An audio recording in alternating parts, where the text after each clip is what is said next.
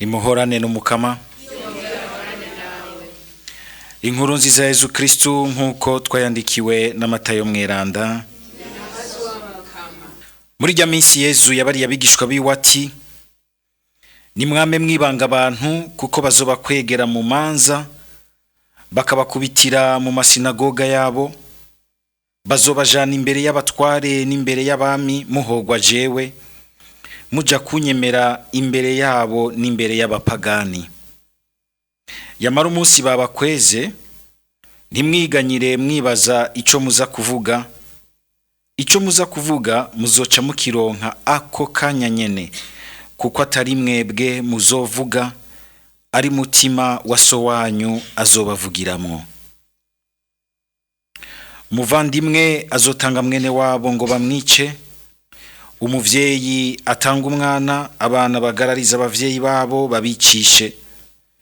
Muzokwankwa na benshi ari izina ryanje babahora, yamara utazotirigana gushika apfe niwe azokira. Dushimagize iyi nkuru nziza ya Kristu.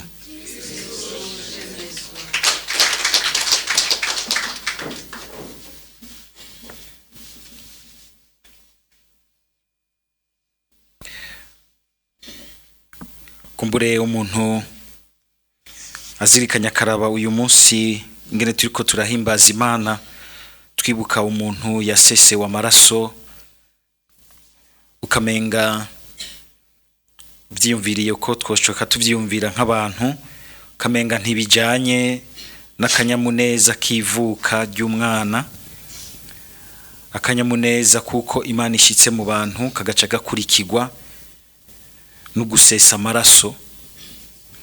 Sinzi ko mwumva ko bishobora kujana mu bwenge, ariko biri mwisiguro.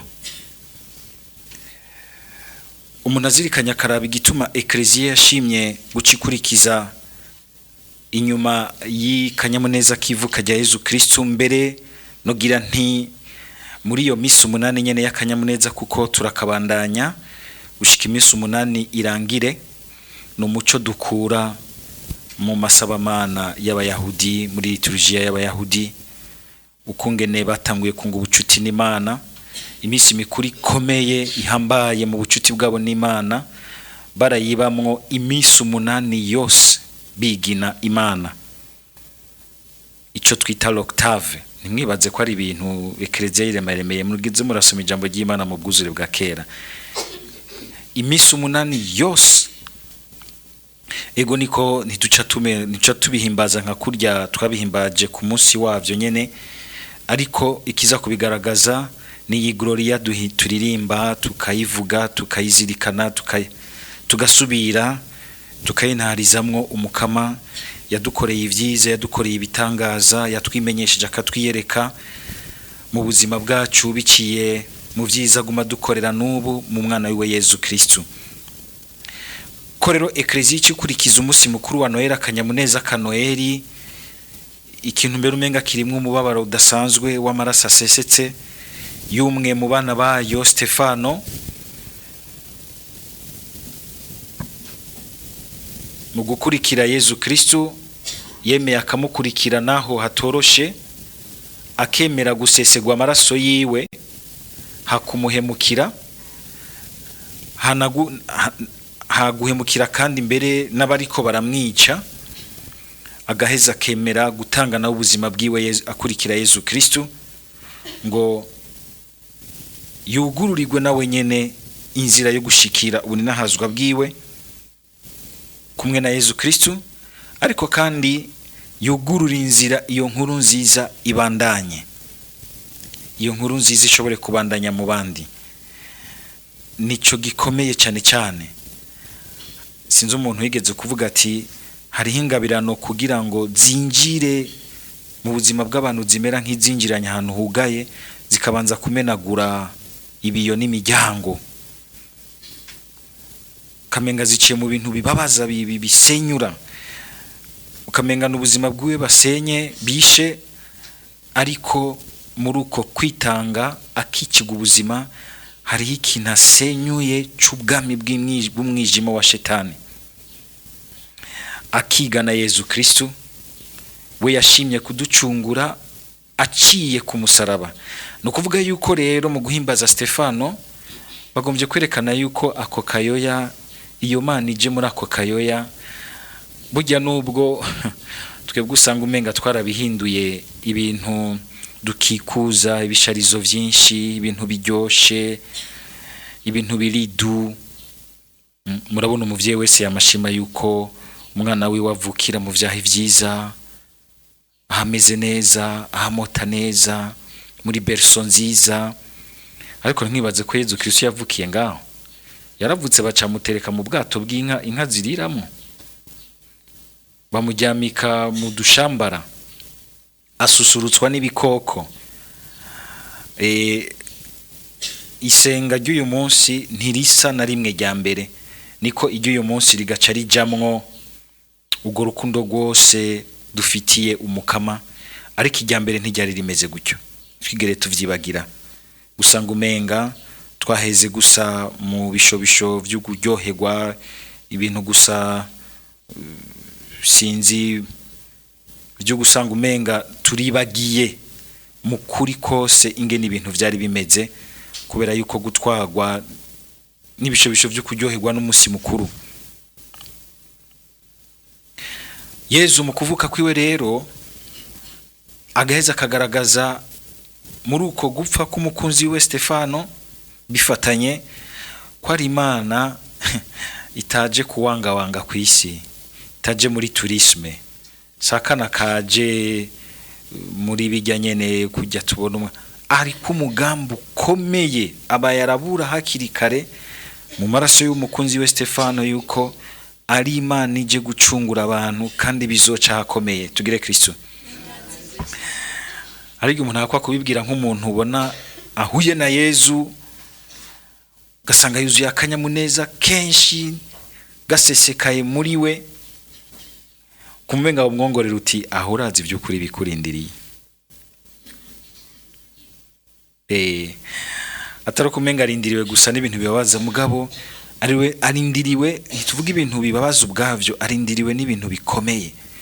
Ibintu bikomeye birimwo gushobora kubabara, ariko birimwo ubuninahazwa n'akanyamuneza bidashobora gutsindwa n'ubube gito n'ubugunge bw'isi. Mwumvise ingene nako muri Zaburi ya 30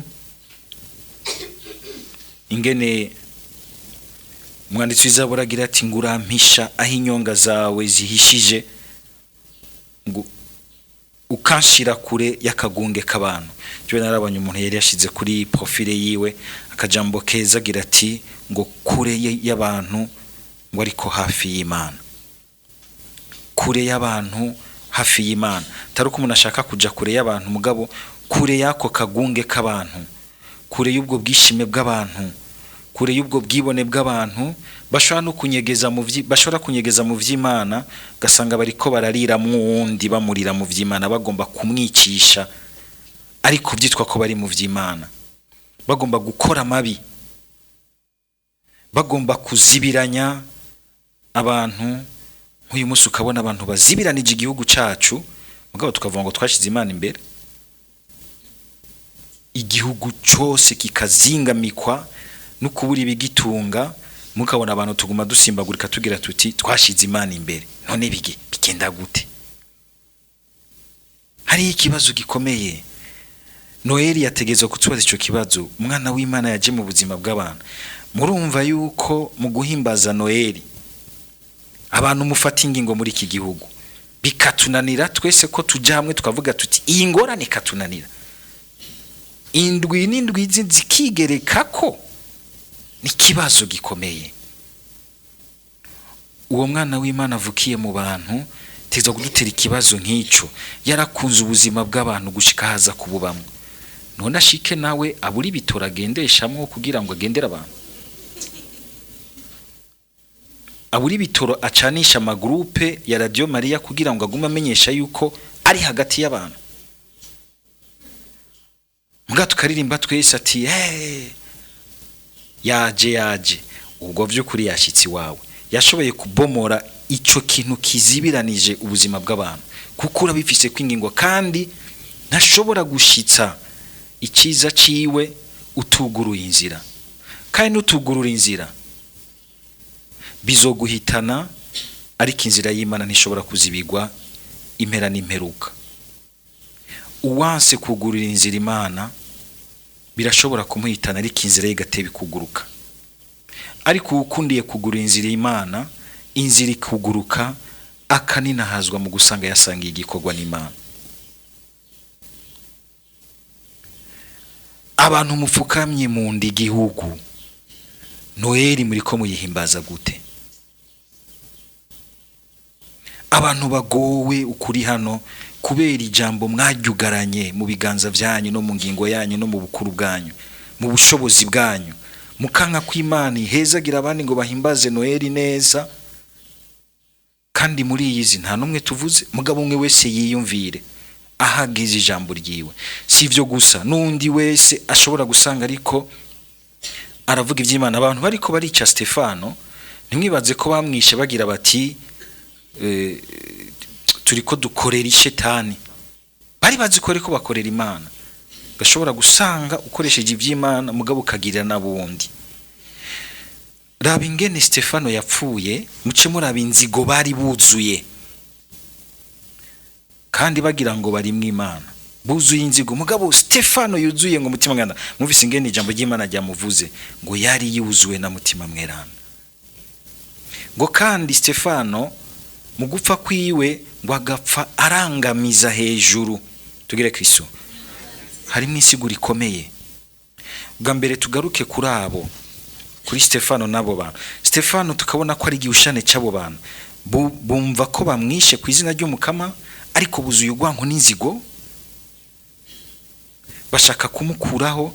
Nawe yuzuye mutima mweranda by'ukuri wari mw'Imana, agapfa abasabira ikigongwe, agapfa abasabira ikigongwe, agapfa abavugira neza imbere y'Imana. Tugire Kristo. Ibi biri mu bintu bitabesha yuko umuntu aba ari mw'Imana, kuko nta muntu ashobora kuvuga neza abona abashaka kumwica canke yumva ko ariko arababara, mugabo agapfa ariko aravuga neza, ariko arahezagira. Inezi murimwo irarusha ubukomezi inaba ariko aragirirwa, kuko umuntu wese ababaye agirirwa nabi canke amerewe nabi avuga amajambo mabi, ahakwa no gutukagura Imana. Ariko wumvise umuntu ari nk'amajambo meza nk'ayo ukagira uti uyu muntu koko vy'ukuri ni kimenyetso kitabesha ko ari mw'Imana. Tugire Kristo. Ari abantu benshi uzubona muri ruwanja kaduza karirimba mbere akaduza n'igiseje kumva mwese abaduganye mu ijuru rya kane, iti ningenda kurindira aho hanze. Ngeza aho hanze ukazumva ariko aratukagura, ari mu busutwa, mu runwa gukuzika abandi, ko gucafuza abandi,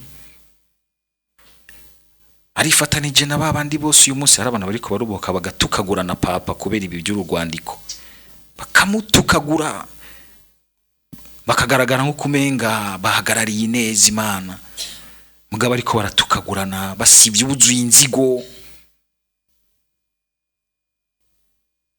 Kibaza uti none by'ukuri muri mw'Imana no ariko arapfa ko ushobora kugira iciyumviro ugira si kibi si bibi, ni vyiza mbere kuko biratuma ibintu bijabuka bibandanya neza.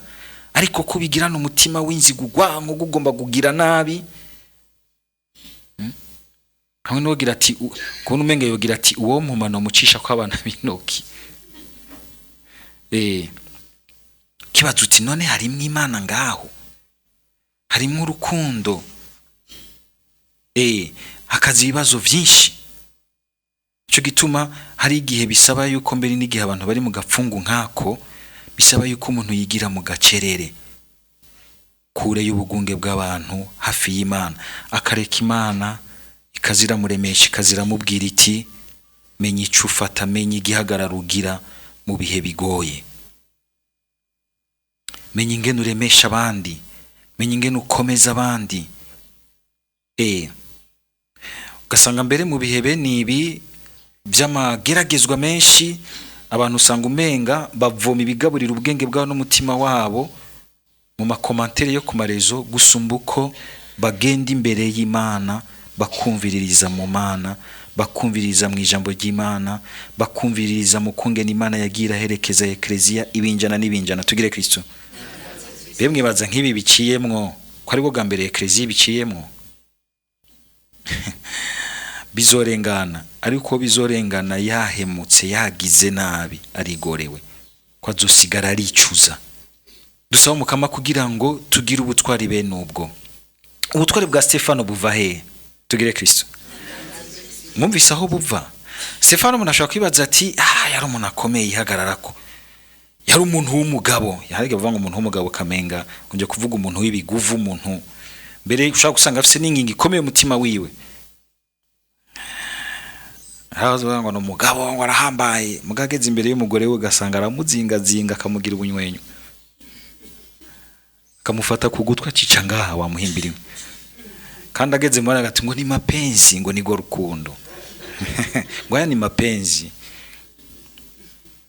Ataruka abagabo mwese muca muja kugumukana abagore banyu, si ivyo. Mugabo mwumvise ingene Stefano nagomba twige twumve ahavu bukomezi atagishobora kubutsinda. Nuko kuno mwumva Stefano, urana abantu bariko baramuraba, abantu bagomba kumwica bafise amasura y'abantu buzuye urwanko n'umutima mubi wo kugomba kwica. Hari abantu mutarabona neza abantu bagire bica. Je naragenda babona ndiko ndakura, aho nabahatswe kunyica, ukaraba mu maso hiwe ukabona uti siwe wenyene, harimo ikindi kintu kirimo, kandi ugumye umurabo ubwiwe wenyene ushobora kugira ubwoba canke nawe ugacucika umuntu mubi. Ariko ngo yarangamiza amaso. No kuvuga iki? Sivuga yuko atababona, ariko arababona akabirengera, akabirabira hariya hejuru kugira ngo ntibimwinjiremo bimugire mubi.